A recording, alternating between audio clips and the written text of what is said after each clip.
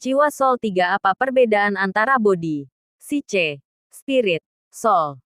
Menggambarkan dan ditranskripsikan. Apa perbedaan antara tubuh, jiwa, roh dan jiwa? Jadi saya akan segera menjelaskan bahwa seringkali satu kata digunakan untuk kata lain.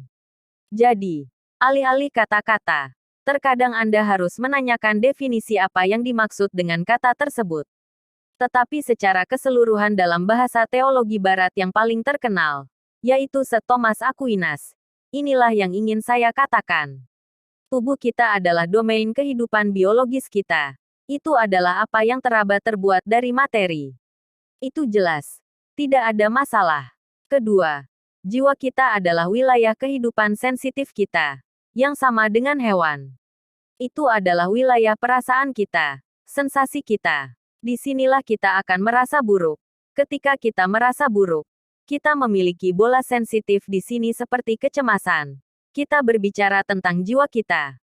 Namun waspadalah. Kata ini juga telah digunakan untuk mendefinisikan sesuatu yang lain. Katakanlah jika kita ingin menjelaskan secara psikis. Yang saya maksud adalah kehidupan sensitif kita bersama dengan hewan. Pikiran kita, di sisi lain, adalah yang khusus untuk manusia. Hewan tidak. Kecerdasan ini dan kemauan utamanya adalah dua kemampuan. Ada yang bilang ada juga ingatan. Ingatan tentang apa yang telah kita lakukan secara spiritual.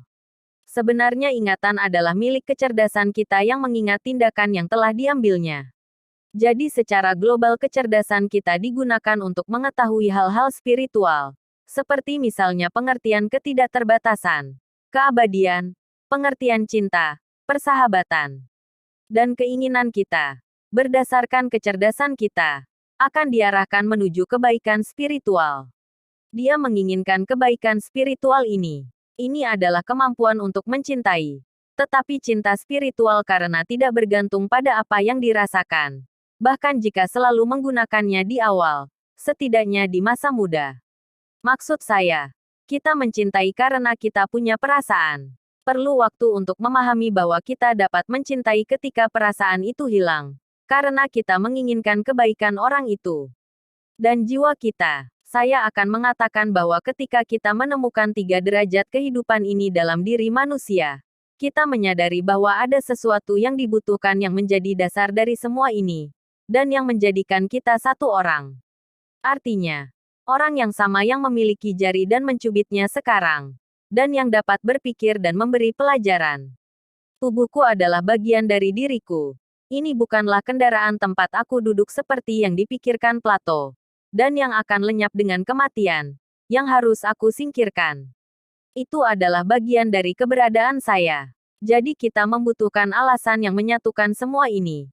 Kita menyebutnya jiwa. Dan jiwa. Karena ia menghasilkan 3 derajat kehidupan ini. Inilah yang menyatukan mereka. Tetapi yang memproduksinya. Kita berbicara tentang jiwa spiritual. Karena dalam diri kita mampu menghasilkan makhluk spiritual. Dengan pikiran, kecerdasan dan kemauan. Hewan. Kita akan mengatakan bahwa ia memiliki jiwa hewani. Mengapa? Karena jiwanya sendiri hanya menghasilkan kehidupan yang peka dan kehidupan biologis. Jadi puncaknya ada pada sensasinya. Kecerdasan sensitifnya untuk menangkap mangsa. Kita berbicara tentang jiwa hewani. Sejauh menyangkut tumbuhan. Karena ia hanya membuat makhluk biologis ada yang tidak memiliki sensasi. Kita akan berbicara tentang jiwa tumbuhan. Sini.